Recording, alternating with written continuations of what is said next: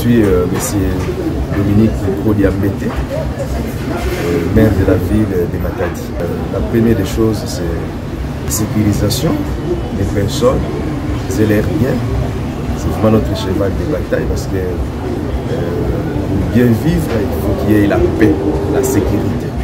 Nous sommes en train de lutter contre les banditismes urbains. Nous avons mis en place une opération que nous appelons opération Bakimbiko. Là, nous sommes là, nous traquons les Kuluna et tous les autres bandits qui dérangent la quiétude de la paisible population. C'est ce que nous faisons et ça produit déjà des résultats. Aujourd'hui, si vous sillonnez à travers la ville, vous allez sentir que la ville est très calme. D'ailleurs, dans l'opération Bakimbiko, nous avons parmi les mesures fortes que nous avons prises, c'est diminuer la pollution sonore et nocturne, parce que souvent dans cette ville, les bars parfois jouaient la musique au-delà de 23h et c'était les tapages qui dérangeaient les populations environnantes, les endroits où se trouvaient les débits de boissons. Mais à partir de maintenant, là, quand vous sillonnez la ville, c'est calme, après 23h, il n'y a plus de musique, même les églises aussi. Nous avons parlé avec les églises qui parfois, au-delà des heures tardives, jouaient à la musique sans tenir compte des autres habitants des quartiers. Aujourd'hui, tout ça, ça n'existe plus à Matadi. Et nous faisons des patrouilles nocturnes toutes les nuits dans les quartiers de Matadi pour décourager, soit faire la prévention contre les Kuluna. Ceux qui se font attraper, en tout cas nous les déférons à la justice, qui fait aussi son travail. D'ailleurs à Matadi, il y a un grand vendeur de drogue, un grand parrain de criminels que nous avions arrêté. Nous l'avons acheminé à la justice, il a été condamné à 2 ans de prison. Celui-là, c'était le plus grand. Même au Congo central, il s'est croyait intouchable, mais nous avons mis la main sur lui. Et à partir de ce jour-là, je crois, il y a calmé au niveau de la ville. Mais nous continuons à faire ce boulot-là. De ce côté-là, il y a même des gens qui commençaient parfois à le faire. Et puis la nuit, quand il faut circuler, au-delà des 23h, il faut être muni de sa carte d'électeur, de sa carte d'identité. Quand on n'en a pas, quand vous êtes suspect, nous vous interpellons. Il y a même des gens qui commençaient à me dire que, comme je suis kimbangiste, moi je vais transposer les lois d'Nkamba dans la ville de Matadi. Je dis, mais si c'est en Kamba, il y a le calme, il y a l'ordre, pourquoi, si c'est bon, pourquoi ne pas copier ce qui se passe là-bas et le transposer à Matadi? Et ça marche déjà comme ça. Et deuxièmement, c'est la propriété de la ville, l'assainissement, tout ça, la salubrité. Nous sommes en train de nous battre pour que cette ville soit propre. C'est quand même la ville portière, c'est une grande ville qui reçoit beaucoup de touristes et beaucoup de visiteurs qui viennent pour les activités portuaires, pour les déclarations, pour les dédouanements des marchandises, tout ça. Il faut que cette ville soit quand même très propre. Ça, nous faisons également. Troisièmement, il faut construire des infrastructures parce qu'aujourd'hui, là, la ville de Matadi, je l'ai dit, c'est une ville portuaire. Nous avons beaucoup de ports aujourd'hui à Matadi. Si hier, ou suivait les années 60, nous n'avions qu'un seul port, c'était le port de Lonatra. Il n'était qu'un simple port de transit, c'est-à-dire des marchandises qui ont déchargé au port de Matadi, étaient immédiatement acheminées vers Kinshasa, où il y avait des grands entrepôts pour stocker ces marchandises. Aujourd'hui, à cet époque-là, nous avions le chemin de fer qui assurait l'acheminement de ces marchandises vers les grands centres de consommation, notamment Kinshasa. Aujourd'hui, nous avons plus de 7 ports qui fonctionnent à plein régime, mais les chemins de fer n'existent plus. Et en conséquence, nous avons des sérieux problèmes d'embouteillage. Surtout que depuis le départ des Belges, les régimes précédents n'ont pas songé à construire des infrastructures. Donc les routes posent problème à Matadi, ce qui fait que chaque fois, quand les véhicules poids lourds doivent entrer dans la ville de Matadi pour aller chercher des conteneurs dans les différents ports, ça crée des embouteillages. Donc à ce moment-là, il fallait également lutter contre les embouteillages. Il faut songer à pour lutter contre ces embouteillages-là, il faut songer à des routes de contournement, des routes de secours. C'est ce que nous sommes en train de faire également, des routes de secours à travers la ville, pour diminuer les embouteillages. Là je plaide chaque fois aussi, il faudrait la réhabilitation des chemins de fer. Parce que même Stanley, à l'époque, l'avait dit, sans les chemins de fer, le Congo ne vaut pas un penny. Donc là, à chaque fois, nous lançons toujours ce cri-là, d'alarme auprès des autorités, des autorités hiérarchiques. Il faudrait vraiment songer à la réhabilitation et à la modernisation des chemins de fer pour aider Matadi à résoudre les problèmes sérieux d'embouteillage qui dérangent parfois la circulation au niveau de notre ville. Nous, à notre niveau, en ce qui concerne la voirie urbaine, nous sommes en train de nous battre aussi pour construire, bétonner les routes à gauche et à droite. Nous avons commencé vers le Kabanana, il y a la Kabanana là-bas, il y a beaucoup c'est un quartier à une forte densité de la population. Il faut qu'il y ait des routes pour que ces gens-là circulent facilement. Également, la route Kimbanguiste, que vous avez visité hier, c'est une route très difficile à construire. Je crois qu'il y a beaucoup de gens qui nous ont précédés ont évité cette route parce que là, il faut des murs de soutènement et les murs de soutènement coûtent excessivement cher. Mais nous avons, nous, à notre niveau, accepté de construire cette route. Donc, quand vous êtes passé par là, vous avez vu les travaux qui se font là à grande vitesse d'ailleurs, parce que Papa Simon finira par venir à Matadi et parmi les conditions pour qu'il vienne chez nous à Matadi, il faut qu'il y ait quand même une route accessible jusqu'à la mission centrale.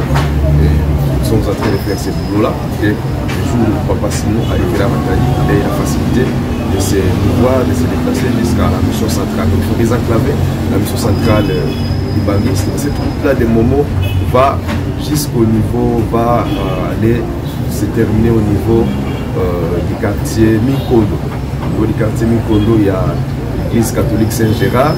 Et entre l'église Kimbanguiste et l'église Saint-Gérard, il y a l'église protestante au milieu de toutes ces églises-là.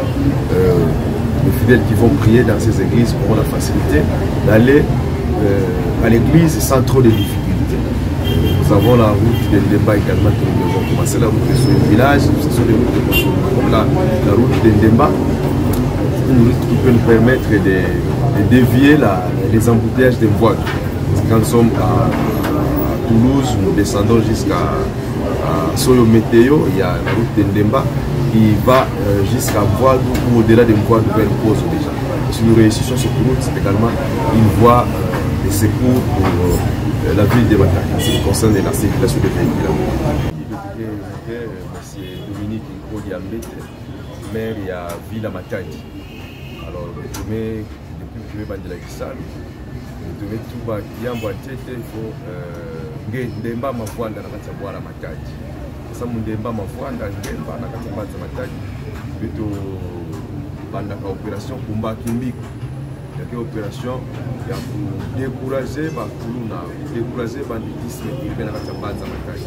Et depuis le début de la Kisala, il y a pour décourager déjà base de Matadi, mais pour calme, donc Ngemba me kota na base Matadi, mais beto lemba te je crois même mon amour, c'est que la police nationale, mais tu veux que même la police, ma équipe de police nationale, ma équipe de la PEM, on est très sana ba Kisala ensemble, ça on a commencé ça mambo ya bakuna na base Matadi. Tuke kanga kabao, tinda na parquet, ba me kondana.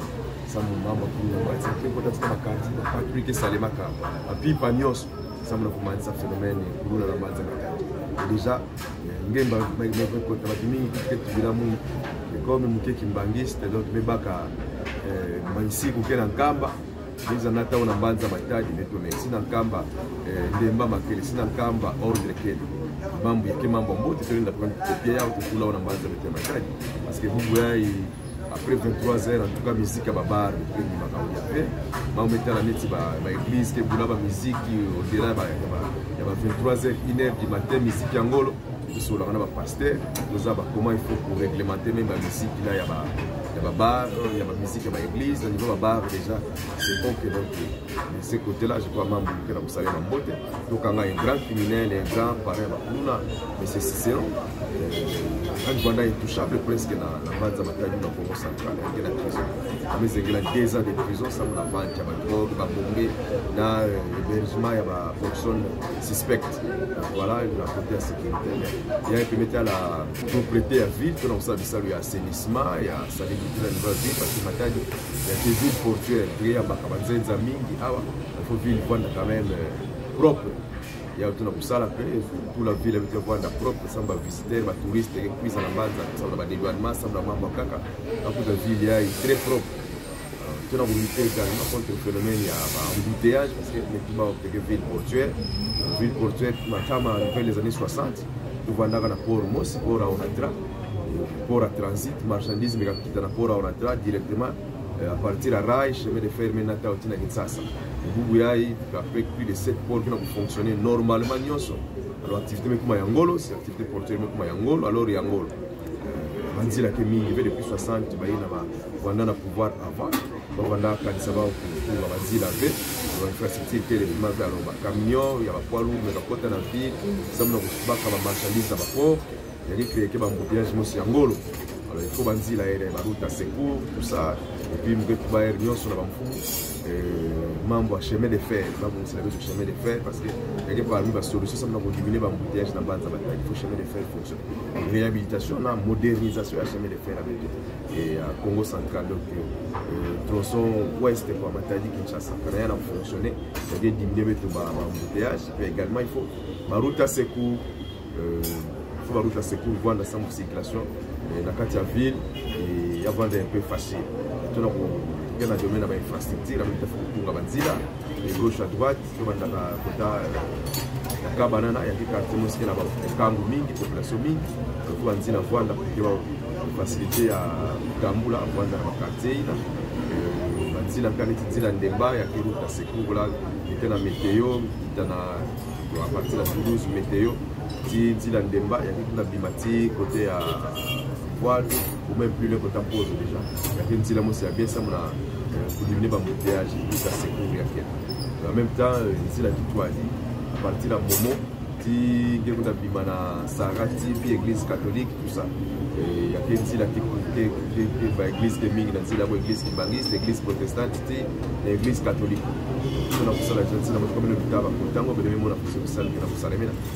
C'est très difficile.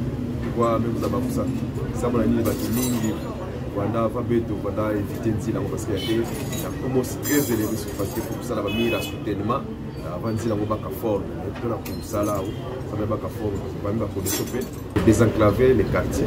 Si tu as l'église catholique à Saint-Gérard, l'église dans la facilité, il y a pour samedi, dimanche, même jour encore,